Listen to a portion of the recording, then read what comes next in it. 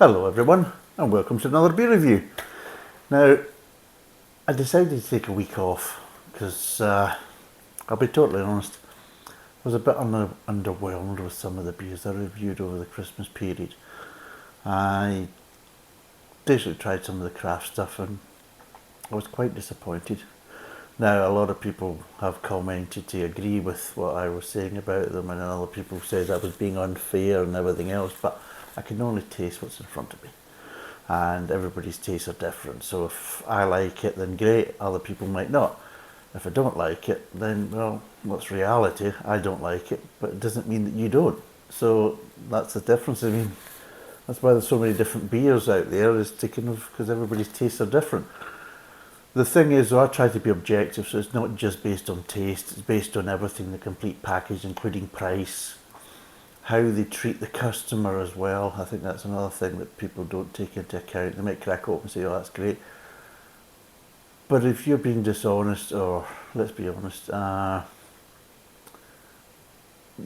you're lacking the kind of honesty, or you're overhyping things on the label and everything else, that all plays a factor. It's a complete package. It's not just what's in the bottle or the can, but it's also the complete package, including price and everything else. And I feel that a lot of times with a lot of craft beer products, they tend to overhype things and they're not exactly the most honest. Although in saying that though, in general, the beer industry isn't the most honest industry in the world either. So it's not just craft beers that are kind of economical with the truth. Even traditional breweries do it as well. So today we're going to do something different. This is basically a recommendation by my son. Now it's not a recommendation on flavour, it's a recommendation of like, I was in this place with my mum, I seen it, so I thought, why don't we get a couple of bottles for Dad to review? So the place that we're in was IKEA. There we go. And we're doing an IKEA lager today.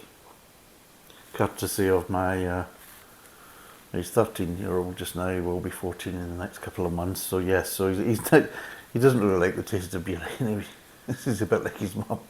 So basically, he suggested this. So this is Old Mörk lager, which is a dark lager.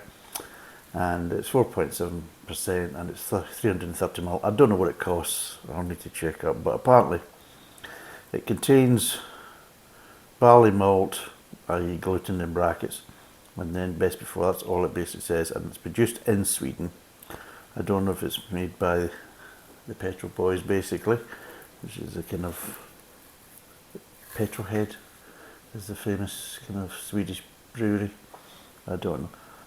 I think I've actually reviewed one of their beers and I didn't give it a good review actually. So, but anyway, let's crack this open and see what it's like, and see if my sons are lucky enough to give me a good beer or not. Let's find out. I like this bit of the way.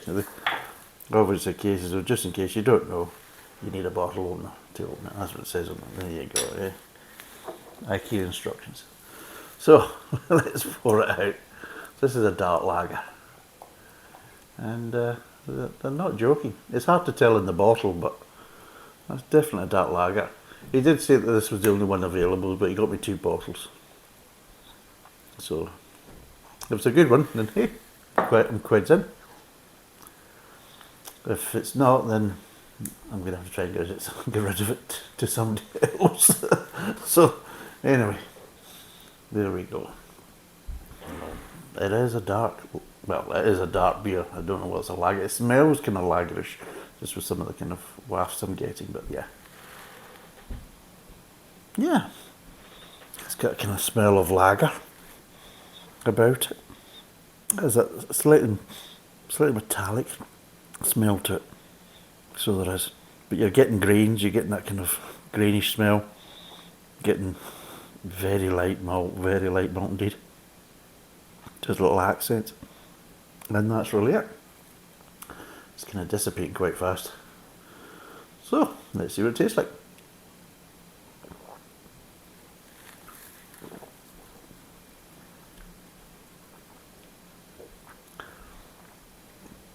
It's actually not too bad.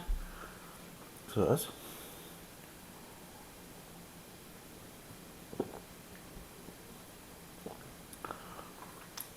there's a bit more to it, there's a bit of caramel to it. So there is obviously coming from the malts and the roasted grains, but yeah, generally actually not too bad. But it still has the lager kind of flavours and vibes, but just little hints of caramel and things like that just make it a bit more interesting than a standard lager.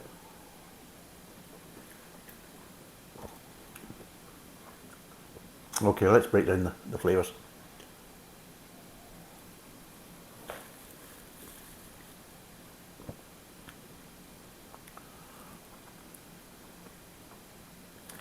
Okay, you're starting off with grains at the start of the mouth. You're getting little hints of malt, so you are, and maybe just a little bit of sweetness, but mostly just kind of grains at the start of the mouth. Moves on to the kind of mid-tongue. The grains are kind of built up a bit. You're starting to get this underlying sweetness, and you're now starting to get little accents of caramel in the mid-tongue, which is actually quite nice. They're not overpowering, they're not kind of detracting from the lager flavours, they're just giving you little accents on top of the kind of standard kind of lager flavours. And the lager flavours are quite nice, they're not too bad. And they've got that little underlying sweetness, just a little bit. Moves on to the aftertaste, and this is where it kind of changes. The grain kind of slightly dissipates a bit, and you're starting a little bit more caramel in the aftertaste. And again, you've still got the underlying sweetness, so the underlying sweetness is just kind of blending in with the caramel. It just gives a slightly, I'm not going to say a sweet finish, but a kind of a lighter finish. So it does, than just the kind of standard kind of grain finish that you can get. There's no acidity there, so there's no kind of like dryness to it. It's just a kind of a, almost finishes it like an ale rather than a lager. But there is an actual finish to it, because a lot of lagers, they'll just, everything just dissipates and it's gone. Or the normal one is a slight kind of acidic kind of change in the aftertaste, which gives you a kind of dryness to the finish. Whereas this gives you more of a kind of ale finish, whereas the case is, you've got a little bit of sweetness, you get a little bit of caramel coming through. And yeah, it's actually not too bad.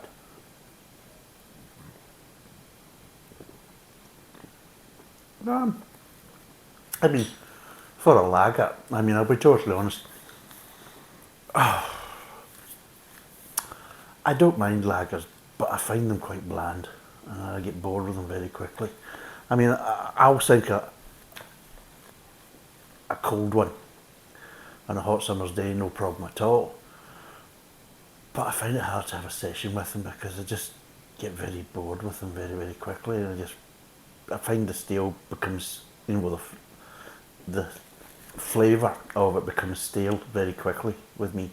I just like, you get sick of it, I just don't want any more. So that's why I prefer going for ales. I'm more of an ale guy because I like the kind of diversity. And I don't usually just work with one ale, I'll work with maybe two. So I'll basically buy, if I'm buying a 4-pack, I'll buy 2 4-packs of 2 different ales, and then I'll kind of alternate them while I'm drinking, just to kind of mix things up a bit and just keeps everything interesting. And yeah, it makes it more enjoyable, and that's how I usually, if I'm having a session, like if Aidan comes over, I won't just buy one type, but he's the same himself. Whatever he's drinking, he'll buy different types of, like if it's on cider or if he's on the beer, depending what he wants. And it just kind of keeps things fresh rather than just the same beer all the way through the evening, and it's just like, oh god, I'm getting sick of this now. Now this, it's still a lager. There's a little bit more interest to it and a bit more flavour to it than a standard lager, but it's still not the same as an ale. So why I think it tastes okay, it's not too bad for a lager. It's the same problem, I would probably get bored with it very quickly, even if I was alternating it with another type of lager or something. I just think I would probably struggle with it. So I don't know what it costs, and usually with IKEA it's not usually the best value for money for what you get, especially if it's kind of food or alcohol. And there might be, I think they save most of their bargains for the furniture, which of course usually falls to bits anyway, so you get what you pay for. And it's probably the same with this one as well. So what would I mark it out of 10? Out of 10, I'm going to give it a 5. It's kind of like average. Bulk's kind of average. It's a bit more interesting than, say, your kind of mainstream piss waters. It's not too bad. It's not the same as an ale, but there's a wee bit of life to it. There's some nice little kind of caramel tones and things like this. And yeah, it just makes it a little bit more interesting. But again, it's still a lager, and I do find them a bit bland and boring, especially if I was drinking a few of them. But yeah, for an odd one, yeah, I would recommend it. But if you have tried it, let us know in the comments, and if you haven't, yeah, give it a go and see what you think. But yeah, it's not too bad. So it's 4.7%, 330ml bottle. Sorry, I can't tell you how much it cost, but I'll give it a 5 out of 10. Thanks for watching. Cheers, and bye for now.